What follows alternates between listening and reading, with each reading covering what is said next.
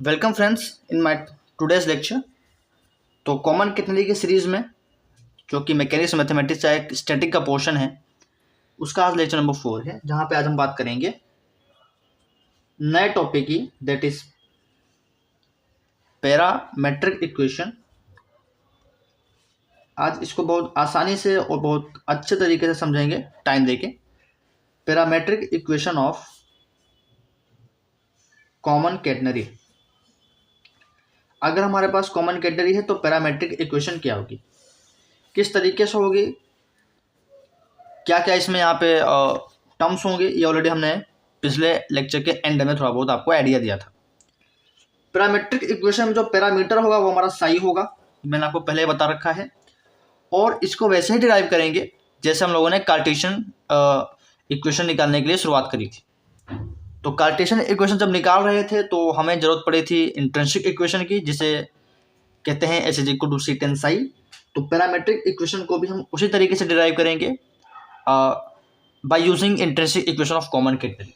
ठीक, तो we know that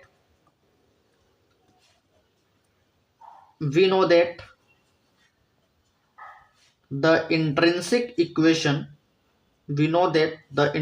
equation, जिसको इंट्रिंसिक इक्वेशन समझना है वो लेक्चर नंबर 2 पर आप जा सकते हैं। we know that the intrinsic equation of common catenary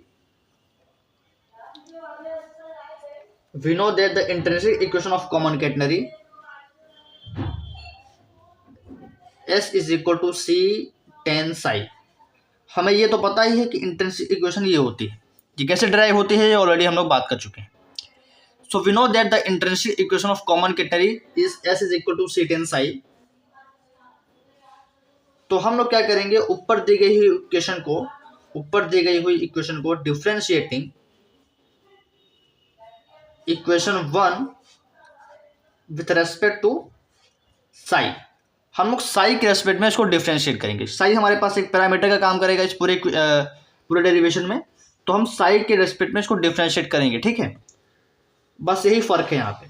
D S upon D psi हो जाएगा जब आप साई के रेस्पेक्ट में इसको डिफरेंशिएट करेंगे। सी कांस्टेंट है और टेन एक्स का डिफरेंशिएशन होता है एक्स के रेस्पेक्ट में सेक स्क्वायर एक्स। तो टेन साई का डिफरेंशिएशन साई के रेस्पेक्ट में क्या हो जाएगा, सेक स्क्वायर साई। ठीक, सेक स्क्वायर साई, साई के रेस्पेक्ट में डिफरेंशिएट कर दिया और ये हो गया हमारा इक्वेशन नंबर 2। ठीक, इक्वेशन नंबर 1 और इक्वेशन नंबर 2 इस तरीके से मैंने लिखा हुआ है। Now equation 2 can be written as, equation 2 को अब देखिए मैं किस तरीके से लिखने जा रहा हूं। Equation 2 can be written as, equation 2 को मैं किस तरीके से लिखूंगा, इस तरीके से, ds upon dx into dx upon D psi is equal to c into sec square psi. Right hand side में मैंने कोई भी चेंजेस नहीं किया, एज इट इज लिखा हुआ है। ds अपॉन डी साई को ds upon dx into dx upon D Sai में तोड़ दिया। यहां से dx कैंसिल हो जाएगा, ultimately ds upon D Sai बचेगा, जो कि यहाँ पे ऊपर लिखा हुआ है। मैंने बस यहाँ पे थोड़ा सा चेंज किया है। ठीक, ऐसा कर सकते हैं। अब अगर आप कॉमन कैटेगरी का थोड़ा सा ध्यान दें, कॉमन कैटेगरी कुछ इस तरीके से थी। अगर मैं छोटा सा इसका पार्ट लूं, इस छोटे से पार्ट की लेंथ क्या हो जाएगी, ds। तो मान लेते हैं ds इस तरीके से है, x एक्सिस पे उसके अंदर dx हो जाएगी, ये कार्टेशियन में बता रखा है। y पे उसकी लेंथ dy हो जाएगी।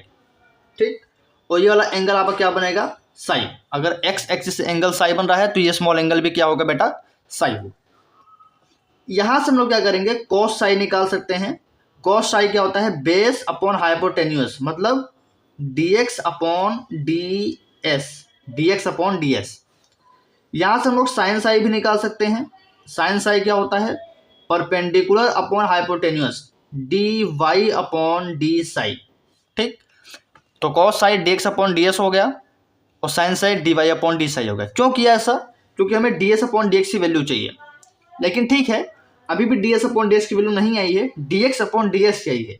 तो इसको उल्टा कर देंगे तो ds अपॉन dx की वैल्यू आ जाएगी। क्या फर्क पड़ता है, तो जब इसको उल्टा करेंगे तो ये 1 अपॉन कॉस आई हो जाएगा और 1 अपॉन कॉस थीटा क्या होता है, सेक थीटा।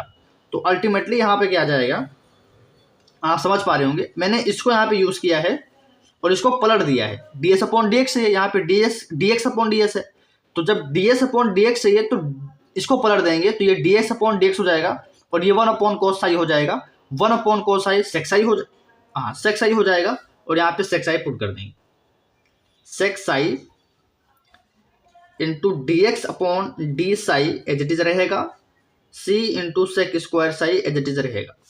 एक सेक साई से एक सेक साई कैंसिल हो जाएगा, ठीक, एक सेक साई से एक सेक साई कैंसिल हो जाएगा, तो यहाँ पे आ जाएगा dx upon D psi c into sec psi, ठीक। अब ये वेरिएबल सेपरेबल है, ठीक है, ये वेरिएबल सेपरेबल है तो इसको सेपरेट कर लेते हैं, इसको ले सकते हैं dx is equal to c into sec psi D psi. Solve करते करते हम लोग यहाँ तक पहुँच चुके हैं और इसको बोलेंगे हम लोग इक्वेशन नंबर 3।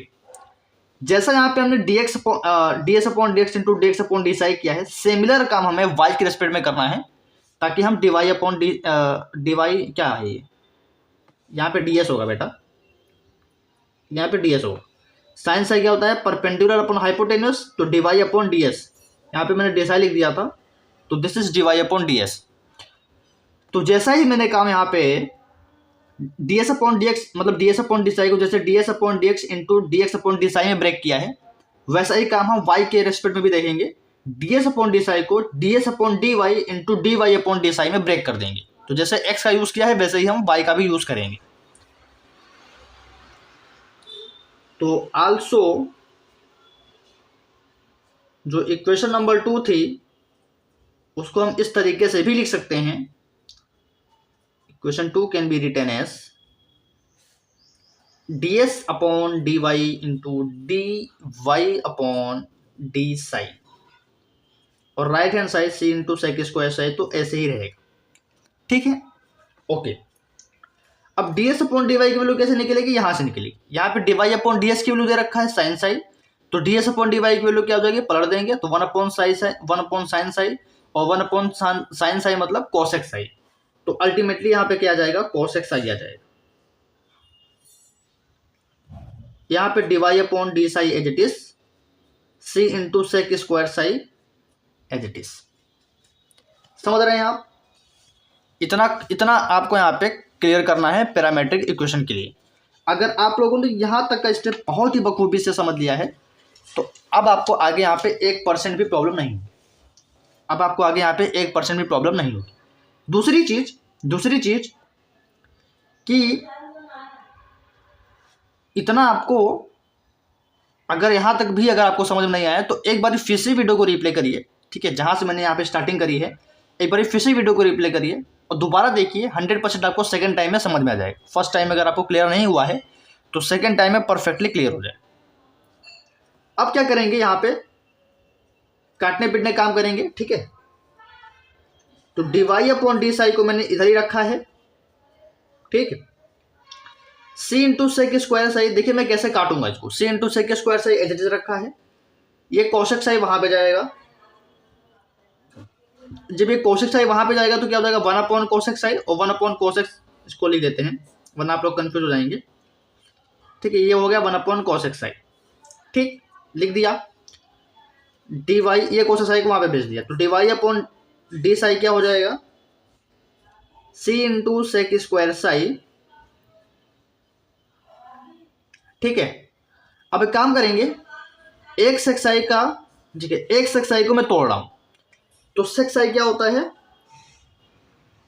सेक साई क्या होता है 1 अपॉन कॉस साई, तो एक सेक साई का मैंने यूज कर लिया, समझ रहे हैं, मतलब यहाँ पे सेक स्क्वायर साई दिया हुआ है, सेक स्क्वायर साई का मतलब क्या दिया हुआ है, देखो ऐसा दिया हुआ है, सेक स्क्वायर साई का मतलब होता है,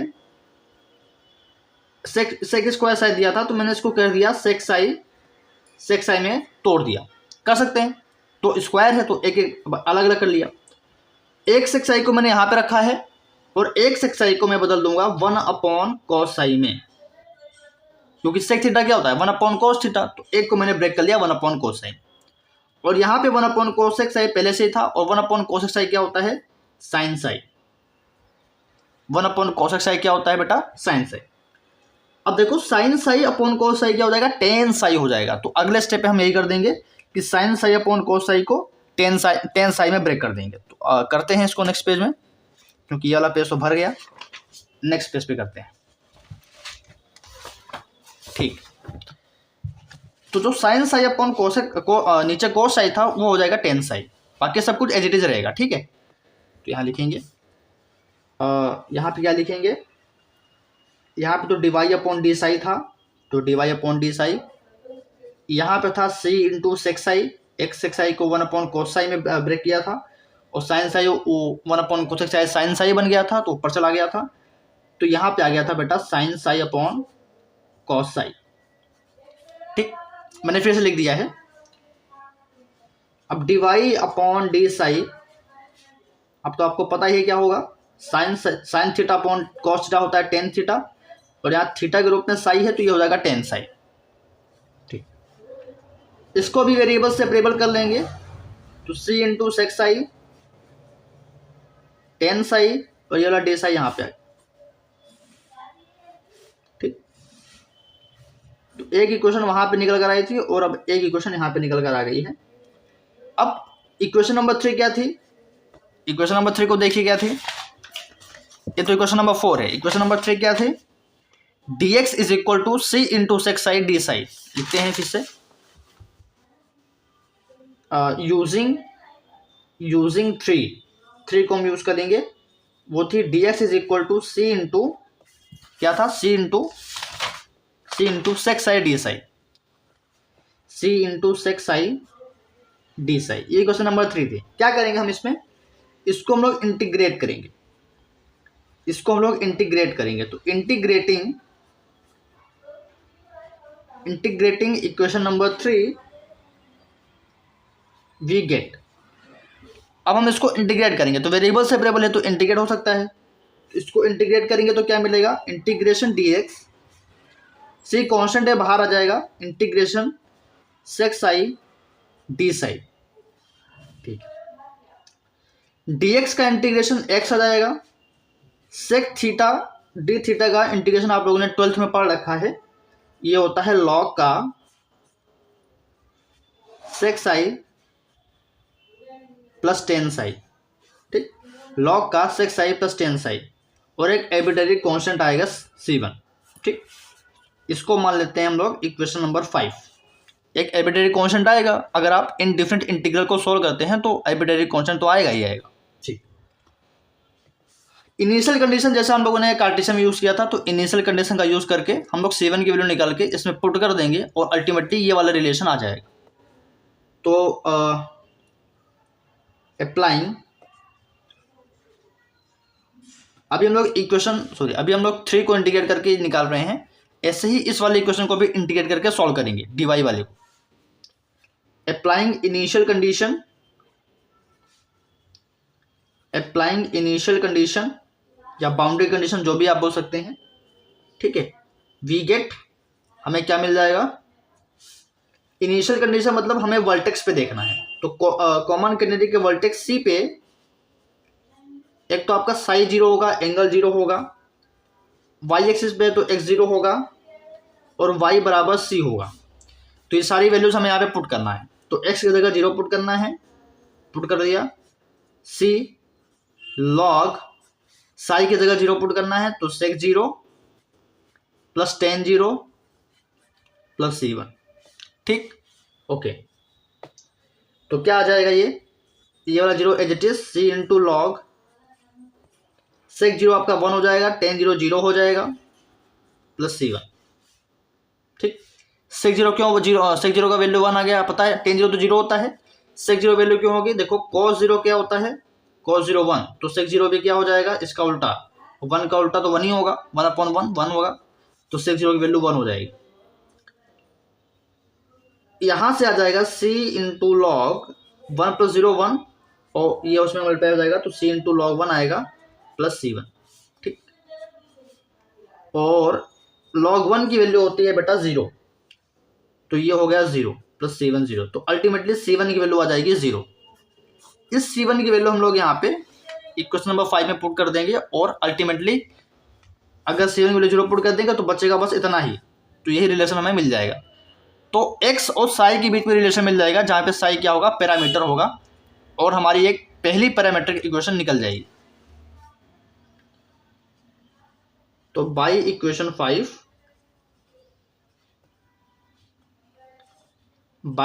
5 जैसे हम C1 की वैल्यू पुट कर देंगे, ठीक है, जैसे C1 की वैल्यू हम लोग पुट कर देंगे,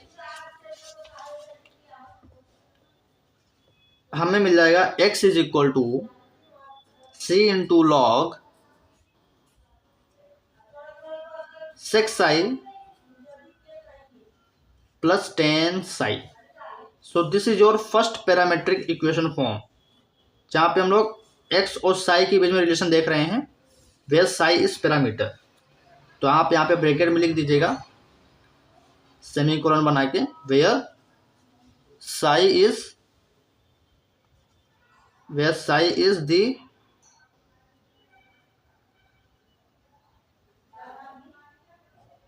पैरामीटर। ठीक, ये हो गया। अब ऐसे ही काम हमें करना है इसके लिए, कहाँ गया, ऐसे ही हमें इक्वेशन नंबर 4 के लिए करना है। इक्वेशन नंबर 3 के लिए किया, ठीक, इंटीग्रेट किया, लिनियर कंडीशन से यूज करके कांस्टेंट की वैल्यू निकाल के पुट किया, आंसर आया। अब सेम काम इक्वेशन नंबर 4 के लिए करेंगे। तो यूजिंग 4 में क्या है, dy is equal to C6i 10i dψ। ठीक है, नेक्स्ट पेज पे करते हैं। Using 4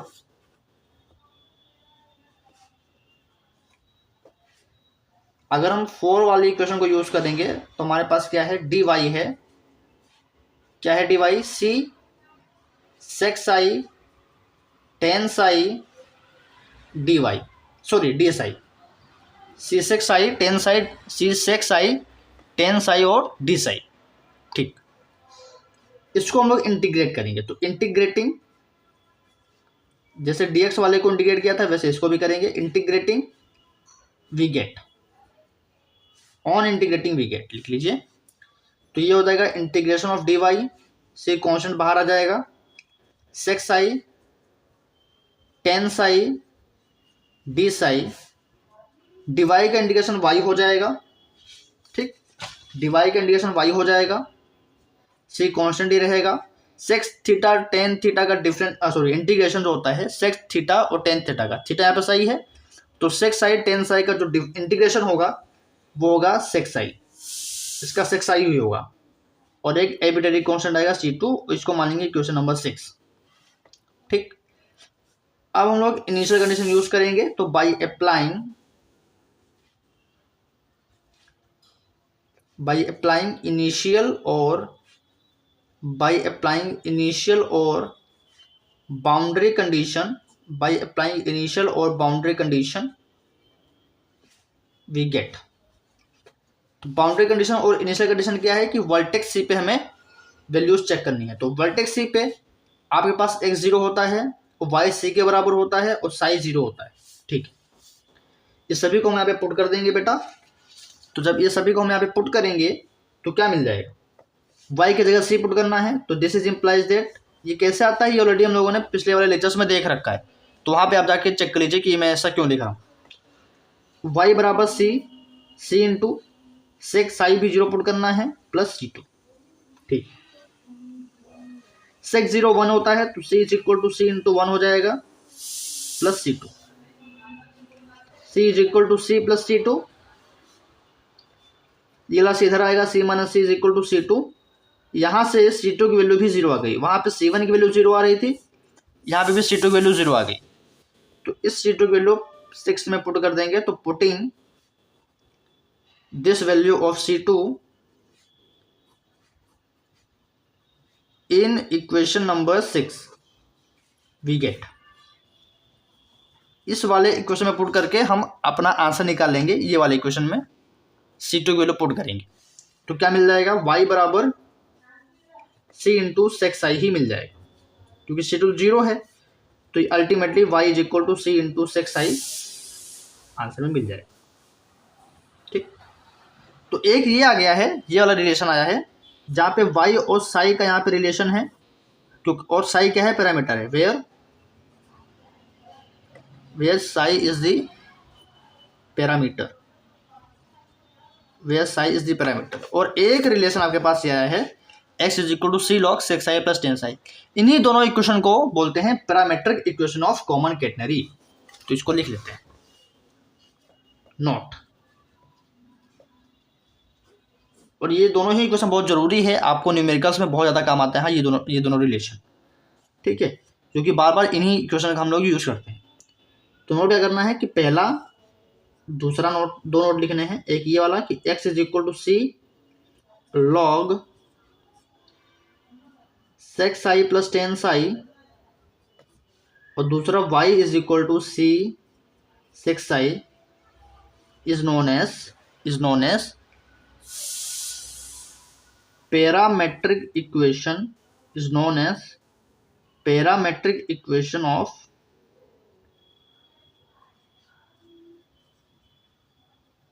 common catenary. तो आज के वीडियो में मैंने आपको parametric equation of common catenary के बारे में बताया, पूरा डिटेल में बताया, एक एक स्टेप, एक एक पॉइंट बताया।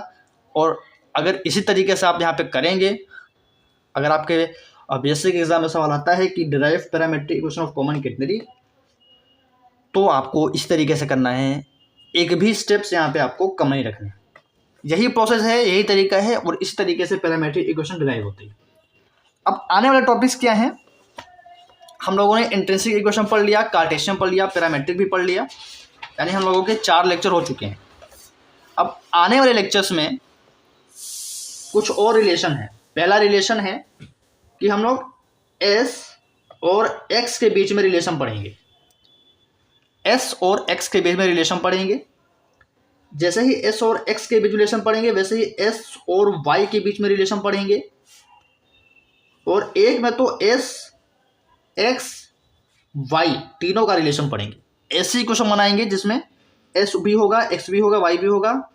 इससे पहले s और y जिसमें इन्वॉल्व होगा वो वाली क्वेश्चन भी पढ़ेंगे, और एक ऐसी क्वेश्चन भी डिराइव करेंगे जिसमें s और x ही होगा, ठीक है। ये 3 अलग टॉपिक्स यहाँ पे आएंगे। Relation between x and x, relation between s and y, relation between x and y, s, x and y। तो ये आपके अपकमिंग लेक्चर्स में आपको यहाँ पे मिल जाएगा। इसे कहते हैं, इन सभी को कहते हैं different form of equation of common catenary, या डिफरेंट टाइप्स ऑफ रिलेशन, ठीक है, जो कॉमन कैटेनरी में यूज होता है। इसके बाद कुछ एक्स्ट्रा टॉपिक्स हैं। जैसे पहला है, ये एक्स्ट्रा टॉपिक हैं और बहुत इंपॉर्टेंट टॉपिक हैं, यहाँ से भी सवाल आते हैं। और इस एक्स्ट्रा टॉपिक को कहते हैं कॉमन कैटेनरी का अप्रोक्सीमेशन वाला पोर्शन। ये अप्रोक्सीमेशन क्या चीज है ये भी बताएंगे आपको। अभी आपको बस देखना है कि क्या क्या पढ़ना है, अभी क्या चीज है, ये सब बहुत एकदम बढ़िया डिटेल में बताएंगे। अप्रोक्सीमेशन पढ़ना है कॉमन कैटेनरी का, ये बहुत इंपॉर्टेंट टॉपिक है, ठीक। और इसके बाद अब कुछ है नहीं, इसके बाद न्यूमेरिकल पोर्शन है। और मैं आपको गारंटी दे रहा हूं कि जो न्यूमेरिकल्स 100% एग्जाम में आते हैं, जो न्यूमेरिकल 100% बीएससी के एग्जाम में आते हैं, इवन यूपीएससी के एग्जाम वगैरह में भी जो पोर्शन आते हैं वो सारे यहाँ पे करवाए जाएंगे। तो अगर कोई बच्चा यूपीएससी के पॉइंट ऑफ व्यू से आया है तो सारे न्यूमेरिकल्स में करवा दूंगा, कैटेगरी का एक भी नहीं छूटेगा। और अगर बीएससी के पॉइंट ऑफ व्यू से आया है, किसी का सेमेस्टर एग्जाम होगा, किसी का ईयर वाइज एग्जाम होगा, तो कॉमन कैटेगरी के सवाल आते हैं, एक भी सवाल यहाँ से छूटेगा नहीं।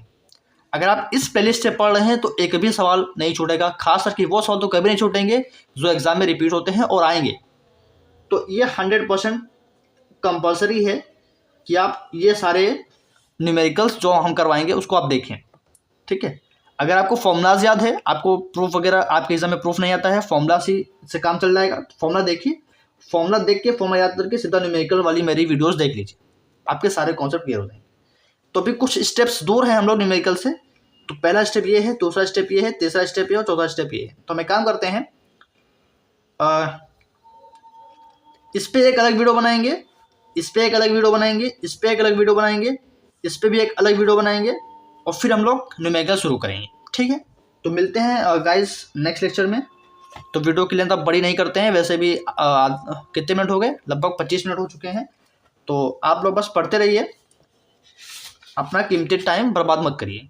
तो अगर आपके एग्जाम्स पास में हैं तो डेली वीडियोस आ रही हैं, आप लोग कवर अप कर लीजिए। Okay bye, thank you.